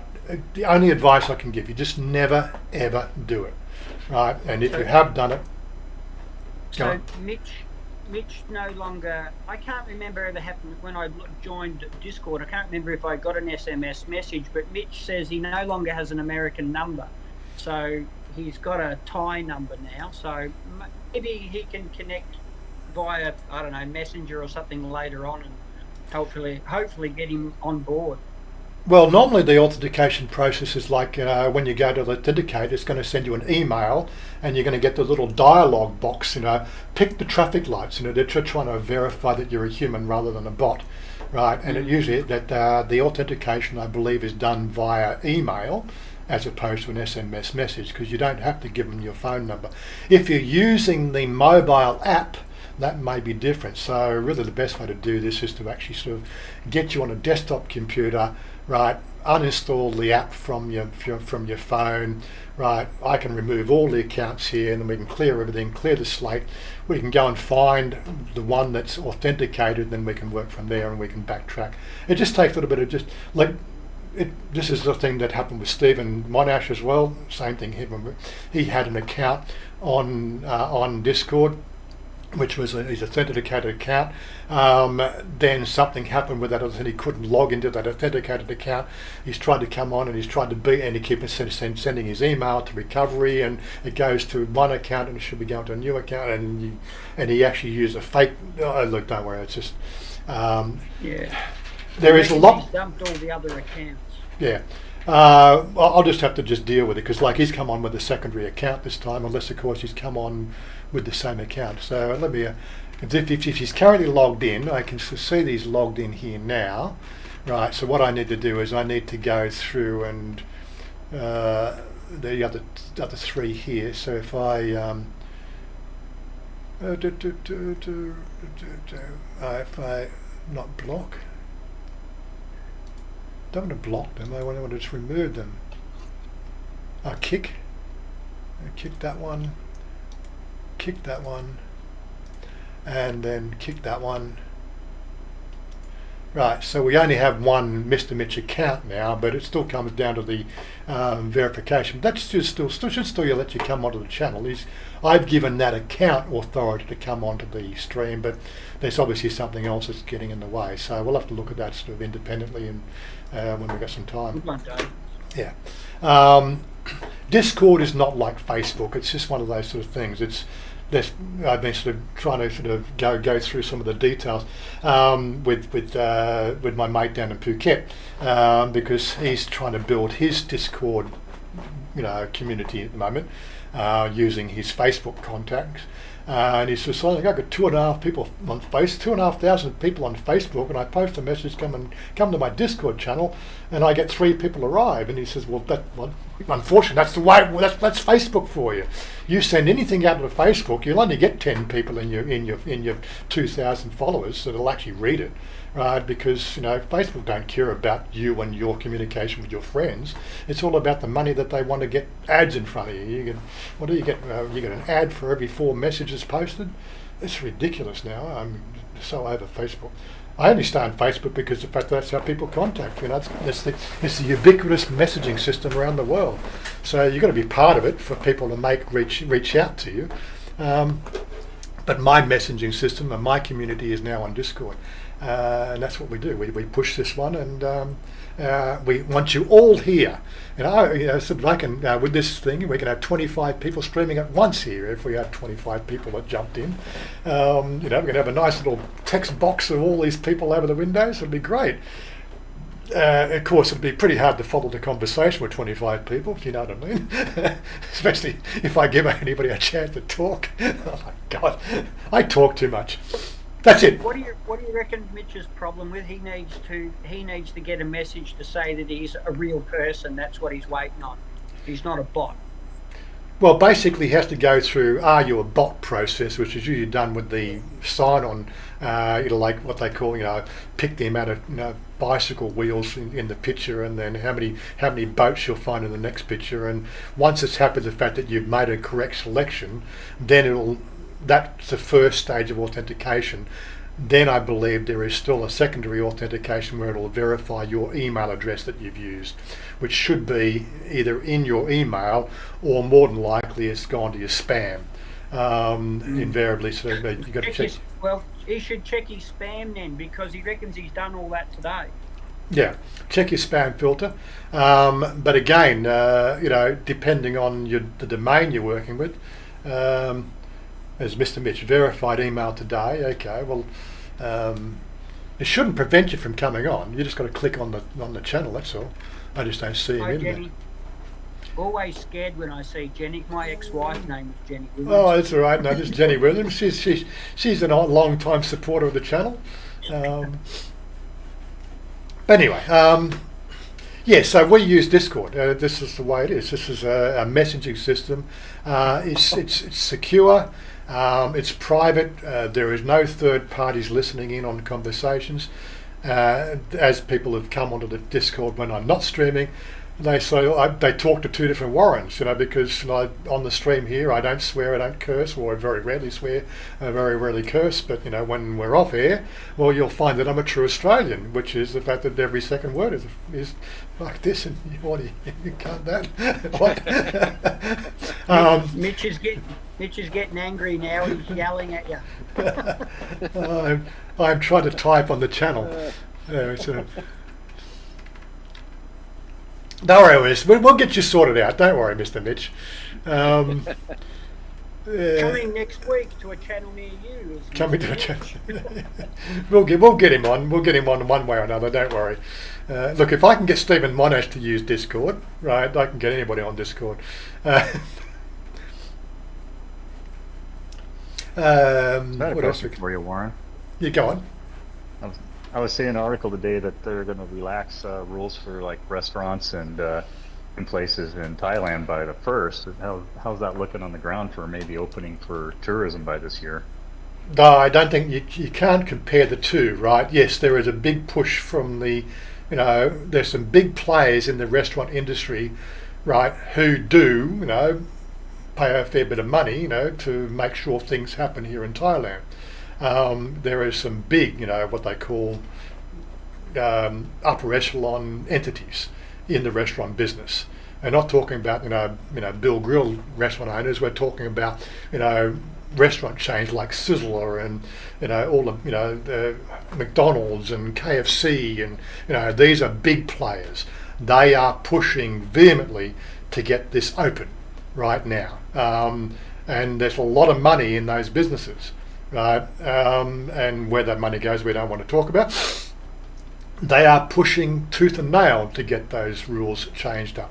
So the government's going to have to do something about it, because their public support is waning so badly, right? Any longer persisting with this bullshit that they're going on with is just digging a deeper grave at the moment.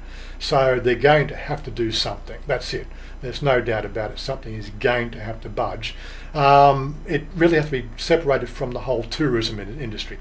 Tourism is a completely different sector of industry to restaurants, although it is an umbrella. We're talking tourist industry in Pattaya, Phuket, Samui. This has no bearing on McDonald's or KFC or Sizzler or you get the idea. It has no bearing because they only have a few franchises in those locations, as opposed to the amount of locations they have over the Bangkok region, for instance. It's not even a comparator, right? 3% of their business is in these holiday regions, right? They want restaurants open because Thais go to these restaurants. That's it. And they're pushing, and you can't be really pushed as a leverage on the tourism industry, or the tourism industry is not leveraging it. So yes, I believe that they will relax the rules. I think what we'll sort of see, if I'm so bold to get the crystal ball out, which I do need to get myself a crystal ball, but yeah, if I get the crystal ball, I need probably a magic 8 ball. That's probably would be better than a crystal ball. But if I got the crystal ball out, I would say probably first or second week of September, we will see them again open malls, right, and restaurants in general, because those companies, right, are hurting so bad. It's not so much the fact that they're hurting business-wise, the fact that all the shops inside the malls, they can't continue to pay the exorbitant, rents on the malls. That their shop is, they just, there's no money through the door, so they're having to sort of say, I'm sorry, can't pay our rent and buy our lease. Our lease is terminated, right? And it's just one thing, it's just a snowball effect. So I was to say within the next 2 weeks we'll see malls and restaurants open, but it's got no bearing on whether we'll see an opening of the tourist industry. I think that they're going to pretty much hold the tourist industry accountable on the 70% vaccination across the country, which at the numbers we're seeing... 10% now. Yeah. At these numbers here, we're probably looking at no sooner than January 1 next year. Which is going to cut off 2 months of the tourism industry, which is going to hurt that industry again. But unless, of course, something magical happens, right? And of course, that 70% was supposed to be sort of two vaccinations as opposed to one, right? And I think we got 5% or 8% of the population have got one shot. I don't get my shot until the October the 16th, so that's my second round of shot.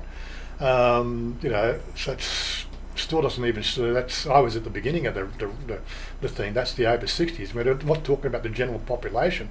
They're just now started a general population, and I'm doing it sort of by age groups. It's really being handled very, very poorly.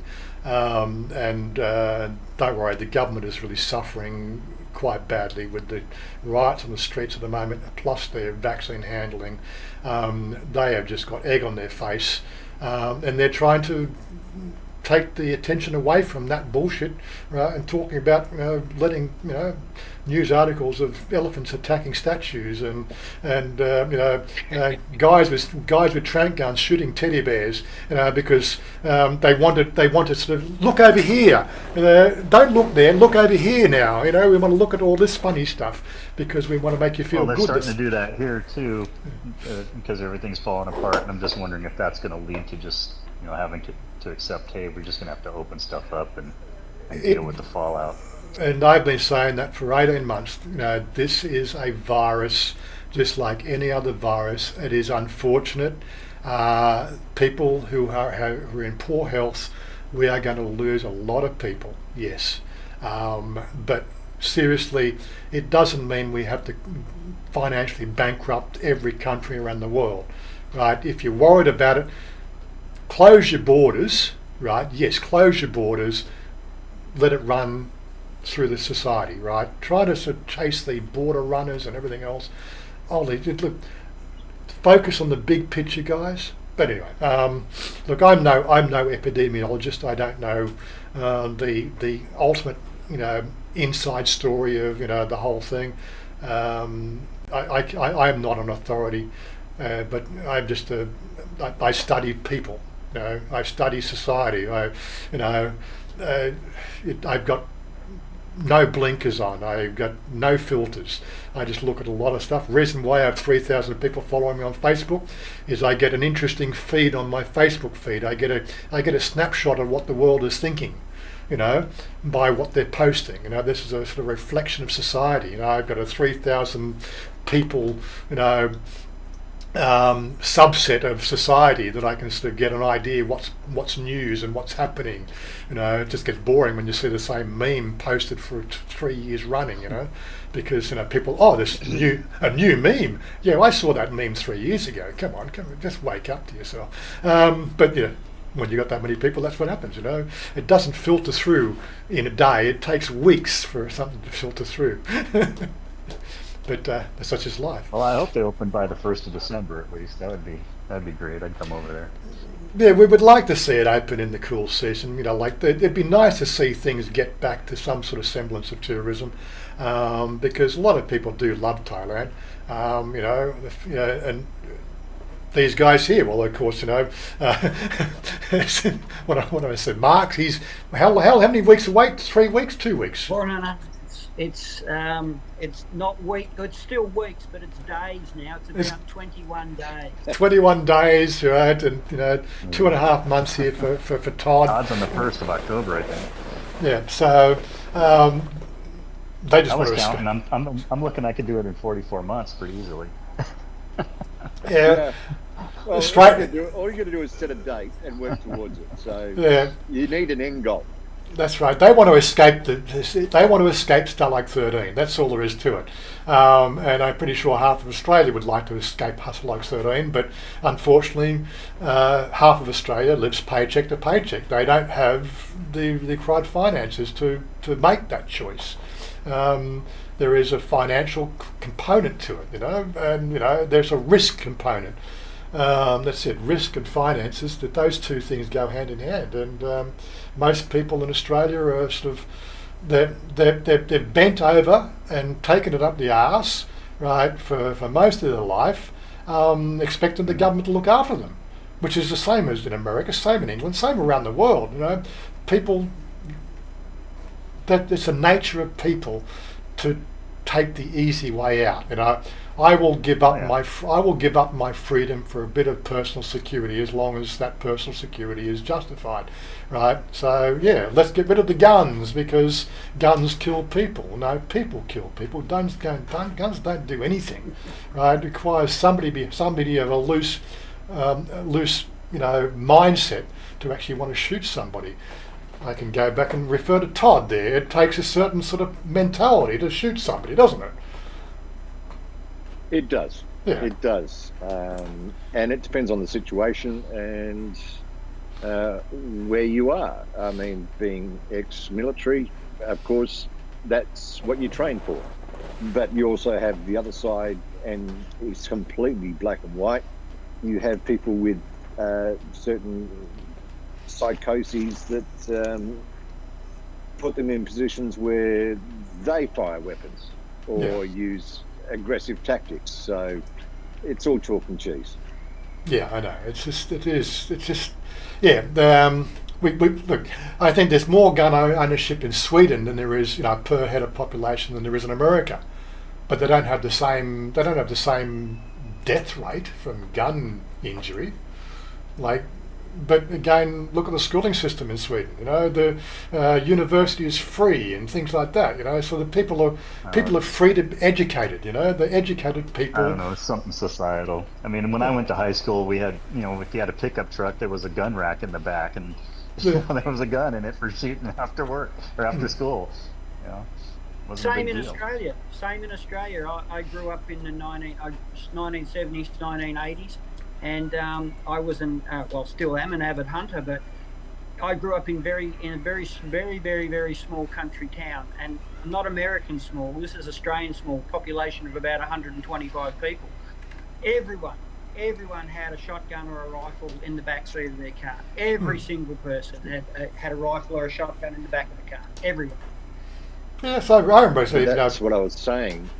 Yeah, it's situational. Why did you have it? Well, you live on a farm. You've got farm animals, you've got foxes, you've got a feral environment where you're protecting your income, your farm, your property. So it's situational. If there is a requirement for it, that's no problems. But if there's a psychosis around you owning a firearm or having access to it, that's where the issues start. I got pulled over speeding when I was about 21 years of age on the old Ford Falcon with the bench seat. Yeah, I had 2 shotguns, a high-powered rifle, and a 22 Magnum rimfire sitting on the seat there. I got pulled over. The copper was worried about me speeding, not about the firearms. Yeah. Didn't care. I remember in the 80s when I used to go skiing. We had a friend of ours lived down in Jindabyne there. He had a farm just outside the north of Jindabyne on the other side of the lake. And we would go there, we would go out on a Saturday night, clubbing in Jindabyne, with the girls, and then go back to his place. We'd take some floozies home with us, and we'd drink till 1 o'clock in the morning, and then we'd say, oh, let's go shoot some rabbit. We'd just grab half a dozen 12 gauge shotguns, and we'll go out the back of his pack and shoot rabbits, and you not even blink an eye, it's just what has happened in the last 30 years with society. I think it's just abysmal. But yeah, what can we sort of say?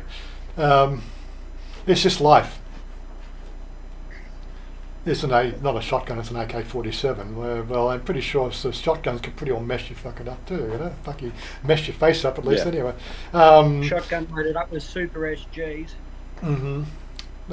It's just, it is a society we've got. It's just, I think, sometimes this what they call the big reset. There's the big statue or something, this big monolith in America. Enjoy, Robert.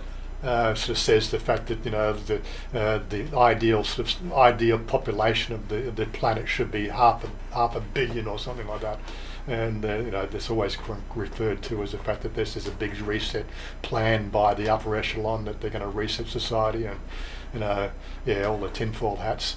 It just won't happen, but it's nice to think about it. But I often think about the fact that sometimes it'd be nice if we could just educate our population so that people were a bit smarter than what they are. But hey, look, the world's changed. The world's moved on. It's no longer PC and politically correct to have a house full of firearms anymore. Mm-hmm. But when we had the big gun buyback, who gave back guns? The registered legal firearm owners such as myself. I had a semi-automatic centerfire rifle, and I had a pump-action shotgun. I had to hand them back in. It wasn't worth the risk, but I managed to keep every other firearm that I've ever owned. It was just those two that I had to give back. So Mr. Mitch has a tin hat, not a tin foil hat. Okay. Anyway, we are at our 2-hour mark. We don't like to run over. I think we could probably talk about the gun, the gun society. We put it up in our thing. We'll talk about it next week. Talk about guns. Find some appropriate articles. We're going to try to do that. We're going to try to have more focused articles if we can, so we can have some sort of interesting discussion as we go along. But I'm going to wrap it up now. So we're at the 2-hour mark. So we'll stick around here and chat after we're gone, and hopefully, Mr. Mitch, I'll try to grab you on the Discord and walk you through some process here to see if we can get you into the group, so you'll be ready for next week. But just hang in there for 5 minutes while we just close everything off. So don't run away. Stay close to your computer, and we'll see what we can work out.